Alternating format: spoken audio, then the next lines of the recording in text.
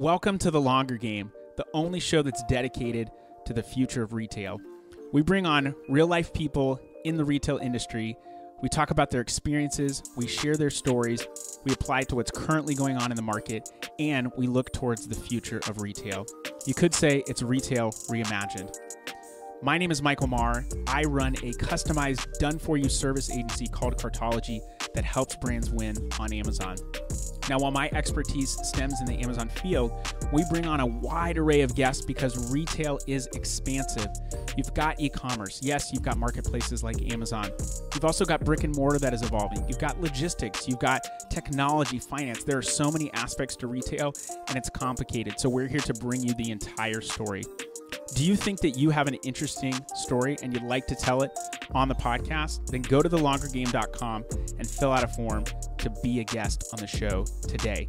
You can catch The Longer Game on any social channels: LinkedIn, Facebook, Instagram, Twitter, YouTube, and our website, thelongergame.com. We've got all awesome guests on this show, so that I will promise. Are you ready to hear more about the future of retail? Let's get down to business. Welcome, everybody, to The Longer Game. I am your host, Michael Marr, and we are here to talk about retail. Today on the show, I have with me Tom Burgess, who is the president of Snipp Interactive, and he's got a really interesting proposition for you guys. Well, he's going to tell us more about what he does. He's also exited a couple companies, which I think could be some great insight for us. And his newest venture is pretty exciting stuff. So hopefully I teed that up with enough mystery for you, Tom. But welcome to the show. Yeah, thanks, Michael. I appreciate it. It's good to be here. Tell us more about Snipp Interactive. So Snipp Interactive is a platform as a service company. It's focused on helping consumer brands do their marketing for customer acquisition, retention, engagement. We can get into the details there, but it's been working for the past 10 years with CPG brands, mostly on setting up loyalty, setting up direct response type of opportunities, driving consumers to purchase products. And we've recently, about a year ago, decided to launch a new product, and that's what I'm heading up. I was on the board at Snipp, and when we decided to launch a new product, I had a couple ideas, and the team said, well, why don't you do it? So I've been very fortunate to join the team in an operational role, and we just launched a brand new product through what we call Snipp Media, and the product is called the Payments Media Network, and we can get into what that is. So you said platform as a service, which is a PaaS company. Is anybody saying that? Okay. Yeah, maybe not yet, but maybe it'll catch on. That's what we call a PaaS company. Yes, exactly. Platforms, something I've noticed is that platforms seem to be a newer thing that are evolving, and it's allowing people to create their own communities, essentially. I know that there are companies that, like Mighty Networks is an app that allows you to create essentially your own app, build out your own community. I know a lot of people that are in the creator space are saying creator communities are the new, instead of influencer marketing being an individual person, it's, hey, do you want to subscribe to what I'm doing, find out more about what I'm doing? So that creator community, you see it on social media apps like X or YouTube, where people can subscribe and then they can also pay for additional content. So it seems like this platform and or community piece is really big. Is that something that, you're welcome to shoot me down, by the way, but is that something that you've seen as well? Is that part of the reason why we're leaning in here, or was it just a marriage of technology and opportunity? You know, there's software as a service, and that's where someone is taking more a white label approach, right? And a platform as a service allows a brand to do less work on the platform itself and just take advantage of all the assets that are already built. So the Snipp platform is modular, and it supports a brand that wants to do multiple different things. And picture CPG brands. So in our case, we might have a brand that says, hey, I need to run a program where I do a promotion with $1 off. I want that consumer to be able to submit a receipt somehow, whether it be digital or or even through a picture of their paper receipt in store, and then earn points, cash back, whatever. And they might just say, that's all. I want to run a one-timer, and that's it. And then I'm going to do it again next quarter and again next quarter. And we become their platform for that. But then Snipp's also got a complete points bank. So it can be that brand wants to do more loyalty, not just drive one goal, but let's drive a long-term goal. Let's acquire users, bring them into our loyalty solution, and let them earn points, and then burn those points. So earn and burn of a full points. So Snipp's got that platform. Everything from gift cards to ways for the consumer to pull or extract the value out of the points that they earn for making purchases. And then there's a third piece, which is the reporting piece. And the reporting piece is a dashboard that the brand can log into and see, how are we doing? And is this working, right? And we have a data lake with all the data that comes in from all these different pieces. And then the final piece is we've got that what I call the attribution platform, which means tracking the consumer's purchase. So when the consumer makes the purchase, we're either plumbed right into a retail or plumbed in through the banks, which we can talk about, plumbed in through a consumer or user-generated content, which means the consumer's taking a picture or receipt. Snipp's got all that. So when we go to a brand or a brand comes to us and says, I need to run this, they don't have to build anything.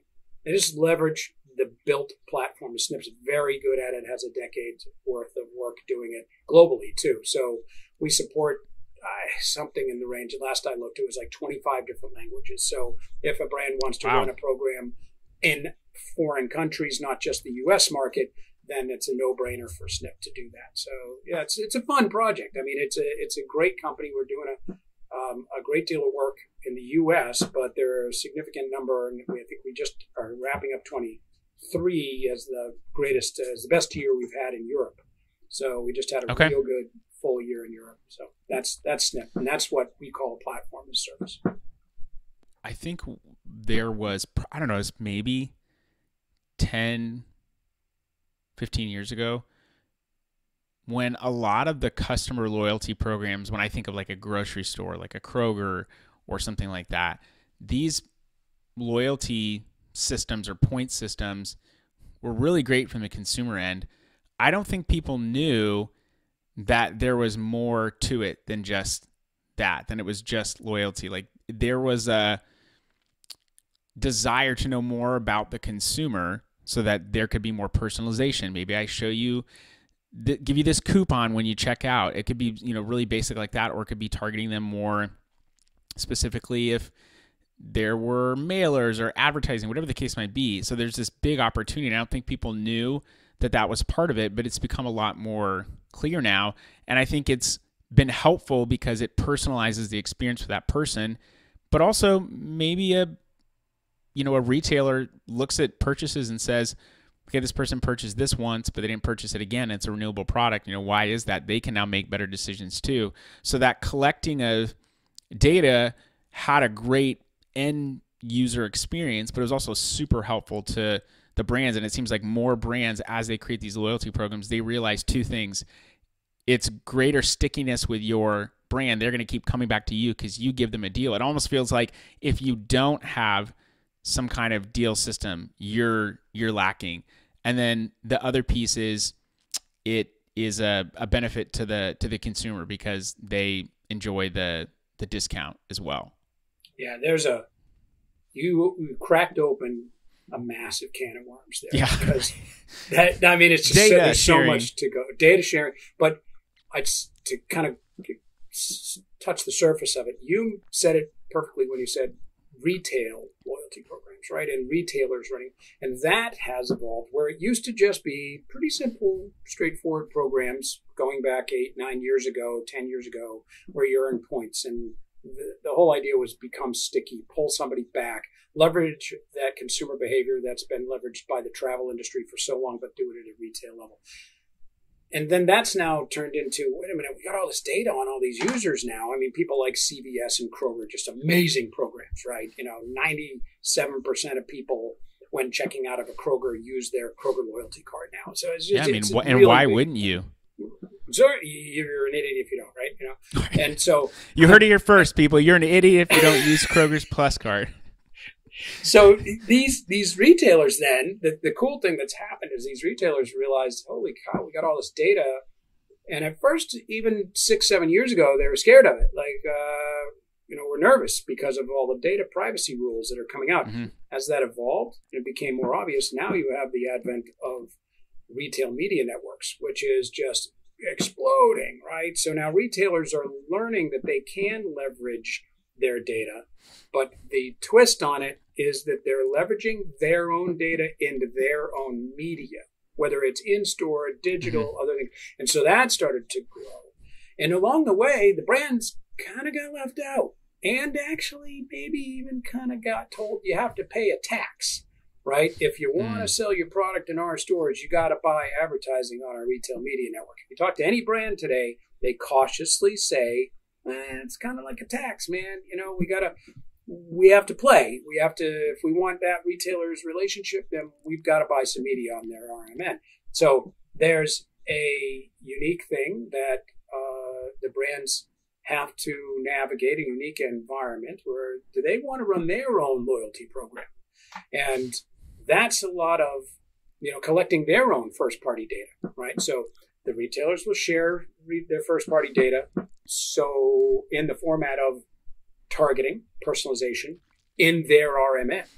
But if a brand wants its own data, it's got to collect it itself. And so that's, and I'm doing the switch here and saying, there's a big benefit for what Snipp does. Snipp allows the brand to collect their own data in a retailer agnostic manner. So I'll try to stay away from the sales pitch thing. Hey, you can pitch people. I don't care. Yeah, but I mean, and it's also the fact that that's just where you went, right? So we find today that brands come in saying, man, that's our data. We need to collect some of that data. So all the programs that we run, we're retailer agnostic. We have different types of relationships with different retailers.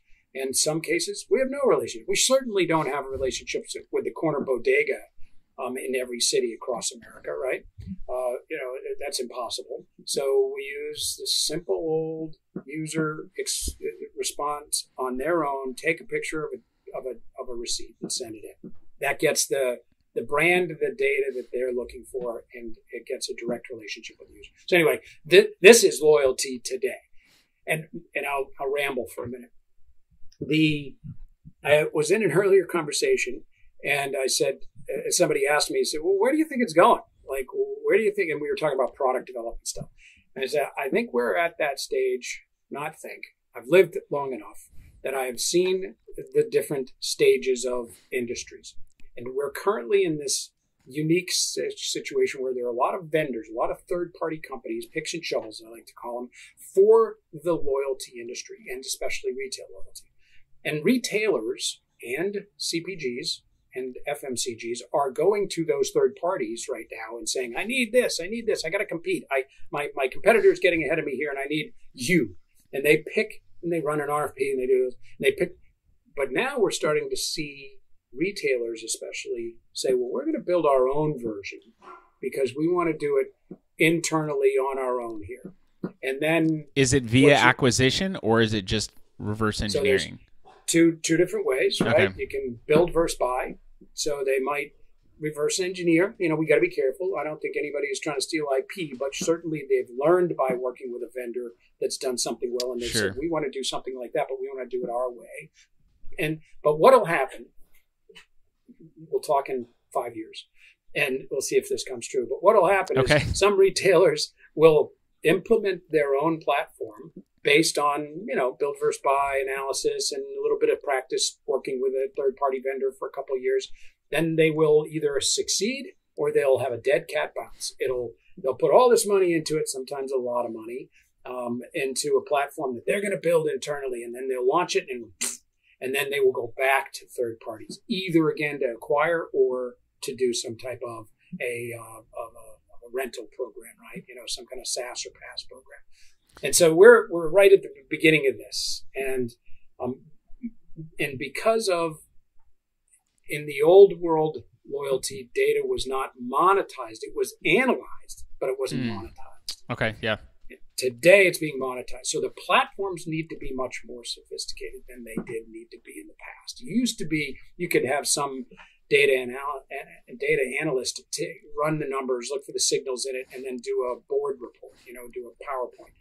But nowadays, you got to do real-time things for this data to be used, right? So anyway, I think we're at a unique time that a lot of other industries have gone through. People always think that they can build it better or do it better.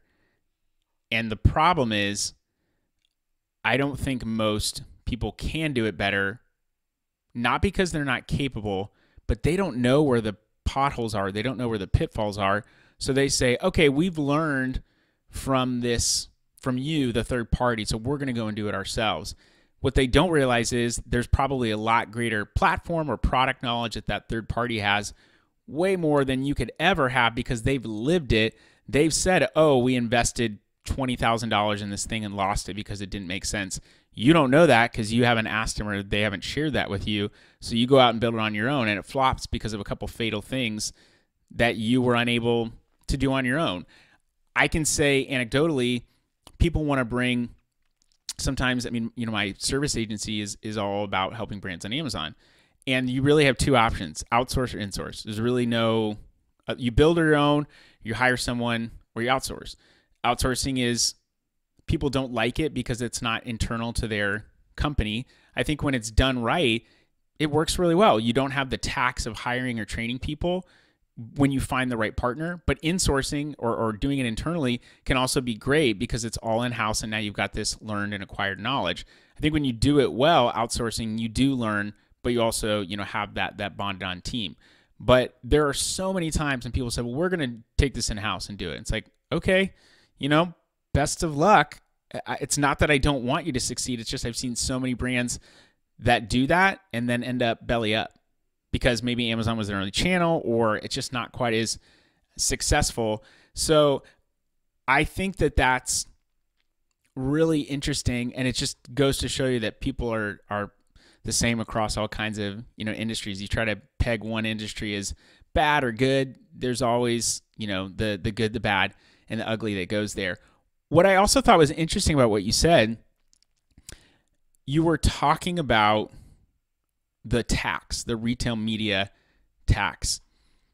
That's like pretty, I don't like the word tax, but it's doesn't really matter how you shake it. When it comes to Amazon, you have to spend on advertising. If you don't, your products will not succeed.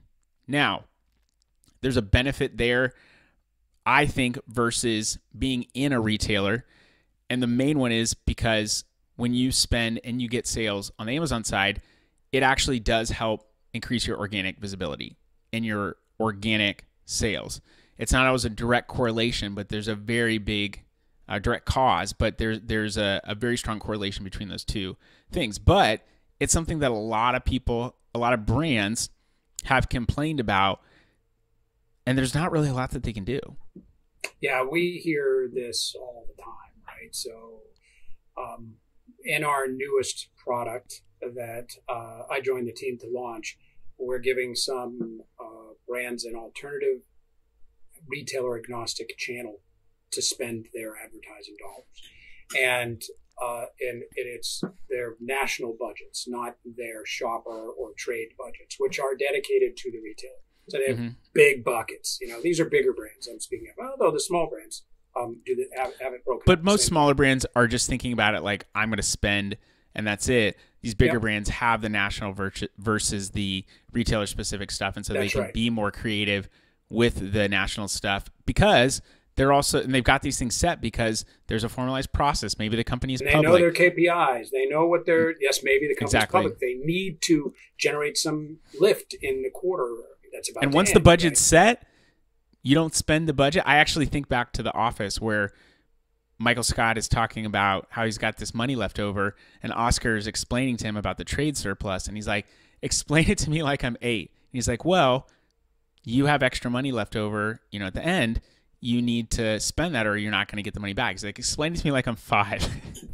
And he says, Mommy and Daddy gave you $10 for a lemonade stand, but you only spent $9 to build it. Next time you go to build a lemonade stand, mommy and daddy are only going to give you $9. And Michael Scott says something like, what does he say? Something like, oh, so I get to make another lemonade stand? He's totally off the point. But it's like, you get a budget, you spend it, or you don't get that budget again. That's right. Oh, you achieved your goal and you didn't use the budget? Oh, great. We don't need to give it to you. Yeah. Yep. And then you have the brands that are doing well that cut their budget because they're doing so well. You have the brands that aren't doing well and they cut their budget because they need to recoil. You have brands that have a new product and they want to put the new budget towards that, so they take from the old. I mean, there's so much of this changes, and it's an evolving world that today is being mostly leveraged by those retailers who are coming to the table saying, I've got something new. You should work with us on this. It's going to be better for you. And the brands are saying, shit, I need to say yes because I want to keep that great relationship. But what if it doesn't work? So now everybody's learning, right? And the data's starting to come back in. And is it really lifting? And of course, you get all these, you get the press that's writing and they're looking for times to, create their own audience and get their own readership. So they're saying it didn't work. And then you have other people that are saying it's working amazingly.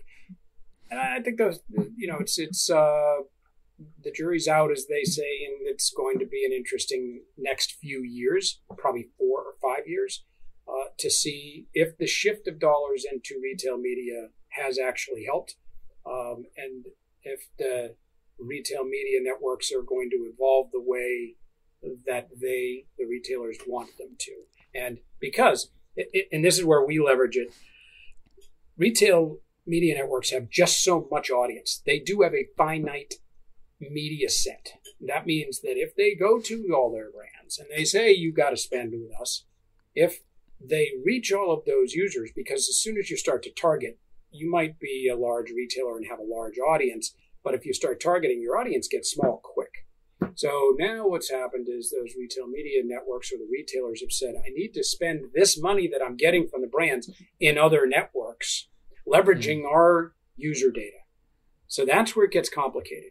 Now you're talking about a retailer leveraging their personalization data in a different asset or a different media channel. And that's something that we're partnering with. We're bringing the banks to the table, but I don't want to. So Amazon has just released within the past couple months that they are now going to be sending traffic off Amazon for their search level ads. So pretty much exactly what you're talking about. The problem is, and they've added a lot of additional levers now, more so than ever. Like if you have your top of search placement or your rest of search placement or product detail pages, you can upbid those and say, hey, I want to bid up this. If my bid's $1, I want to bid it up 900%. I'm willing to pay $10 for this top of search placement. The problem is there's no lever. It's very slowly rolling out. There's no lever for the off Amazon ads. So you can't say, I don't want to spend money here. I want to limit it. The problem for me as an advertiser is I don't mind spending the money because it helps me to get results, but I want to be really targeted. So if I'm going to go after something, I want to make sure that I have maximum control over that specific thing. If I want to rank on a term on Amazon, I'm going to target that specific term, maybe a product or two, and I'm going to be really intentional about getting on top of search as opposed to anywhere else because I want to show up high in organic search results. If I want to show up a product detail page, I'm going to go specifically after a competitor of mine. So I want more targeting when it comes to that, but there's not a lot of that as some of this newer stuff rolls out. And Amazon has made so many more placements on their website. I mean, there's so many more placements for ads. So of course that means more inventory, more spend. I do think it serves the consumer and it does help the brand, but at a certain point, it's like increase for the sake of increase. Which it sounds like is kind of what you're talking about. Yeah, Kroger, Albertsons, CVS, these are the retailers I work with. So it's super interesting to hear your perspective on Amazon and your expertise there because it is happening exactly like that in all these other retail channels, right? Walmart is the same. Walmart's kind of out ahead with Walmart Media Exchange that they had originally introduced, and they hung a shingle on the exchanges, which are the digital media exchanges, blah, blah, blah, and brought their data early. But then Kroger, Albertsons, you've got a hold now in the game. CVS has always been the game. They all are stepping outside of their audience and bringing in third-party inventory, third-party audience, and they're pushing their data out there to assist that. That's where it gets complicated, though, like you just said. All those cool features and functionality that they've owned on their own audience, and by the way, these retailers and the retail media networks today aren't as sophisticated as an Amazon is. They're unless they're leveraging a third-party vendor to do it, right? Then maybe they get close. And honestly, part of it's because Amazon's been so massive, they've had to build in-house, and so they've had to get really savvy at doing it. There was nobody for them to leverage. Exactly. That's why AWS became a thing, because it is still MWS, Marketplace Web Services. All their hosting, everything is done on that infrastructure. Same with what Amazon's rolled out with Amazon warehousing and distribution. They're allowing you to now distribute and, hold stuff up channel, but also just distribute elsewhere. That's what Buy with Prime is. They're taking their Prime capabilities and allowing you to do it on your own website. They're creating the model, and then they're kind of doing it in reverse. They're saying, we're going to create something and we're going to now rent it out to other people, but it's because they didn't really have an option, or else they weren't going to be able to hit their goals that they had. That's right. And the retailers, the brick and mortar retailers have learned from that. They've watched that go down. They said, why aren't we doing it? We've got all this data. Let's roll this out. And the growth there has been outrageous. Like, they don't know how to deal with their own growth. Sure. Right?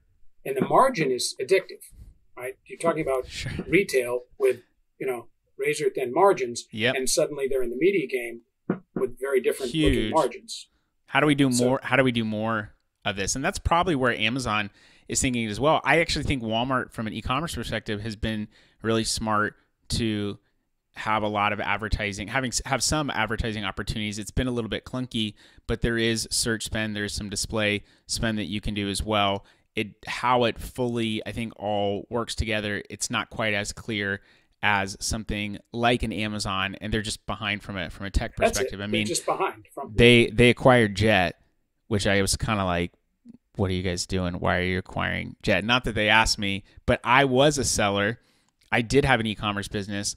I applied to get on Jet, and it took 4 months to get accepted, and then inventory never still really got listed because I couldn't do it. It was like their implementation, and it was so disjointed. It was exciting, but there was nothing that really much came to fruition. And then, of course, Walmart buys them, and I think they basically let a bunch of people go. So it was like tech, but I'm like, I don't know if the tech was that great. But obviously, people are cashing in on the media side because they know there's money to be made there, and the brands want to succeed, and they've got their own direct-to-consumer channels, and so they can spend on AdWords, they can spend on Meta to get traffic there. But it's not like the brands have their own ad network. But maybe that's where it's going. Maybe 20 years from now, brands have their own retail media network or their own brand media network, and they start selling stuff that way. I think you're on a path there. They're acquiring their first-party data right now. So the first stage of that futuristic world is happening. Brands who have relied on the retailer to do all of their marketing for them, here's my money, go spend it either any way you want, or hey, let's collaborate on how we're going to spend it, has changed. And the brands are saying, wait a minute, you know what? I can get my own first party data. And now how do I use that? So yeah, that is definitely coming. And how do the brands then leverage that? It's more of an exchange environment that's going to happen. It will be, it won't be that the brands have their own audience per se, because brand direct marketing, when you're leveraging a retail channel and you're beholden to that, isn't going to give you that opportunity. So it's a matter of how as a brand do we leverage the assets we do have? And it's going to be that, well, why don't I just buy media based on my own first-party data? Well, I got to go gather that first-party data, so they're doing that now. I honestly think that makes a lot of sense. And I've heard people say, well, we want to take all of our Amazon sales and get them over to our website. And my response to that is, it's not going to happen. And it's not because you don't have a great product. It's not because you're not smart. It's because Amazon has spent billions of dollars in that audience. Kroger has spent a lot of money on getting that audience into their store. Whether they have loyal shoppers on it, I think it's people are probably less. My guess is, I don't have data to support this, but is that people are less loyal now, and it's more about where am I either going to have the best experience or the best price. And comparison shopping is or the closest commute. So, which I would argue is about experience. Like, what's the best experience for me? If I care about, but whatever you care about, you can comparison shop. It's so easy to do. And speaking of the travel industry, you've got the price lines and cheap tickets and Travelocity and Kayak and all those places. Now we're seeing a lot of that from the retail side. So you can go and shop, comparison shop wherever you want, but you can't take that audience unless you build essentially your own platform. And I think the brands that really win are the ones that say, okay, our consumer base, our end base is in Kroger or is in Target. How do we leverage that to our advantage? We get into Target, and I actually heard a story about a brand. I can't remember the name of the brand, but they leveraged their placement in Target to offer, I think, a specific SKU, but then if someone wanted to get renewables or something as a piece of this, they had to go to their website. So it was a way of using, hey, we're going to sell in this retailer, and it's going to benefit the retailer, it's going to benefit the consumer, it will benefit us. But we want to bring them back and collect data. We want to be able to sell to them directly. And so I don't think it's any more about either or. It's about, what's your goal, and then what channels are you using to get to that goal. Yeah, Snipp does a lot of that structure, a lot of that infrastructure behind the scenes. So when a brand says, I want to acquire somebody through my retail channel, which is the audience that I'm reaching now, where my product is sitting on a shelf, digital or brick and mortar, sure. And then I want them to come to my page or my digital environment.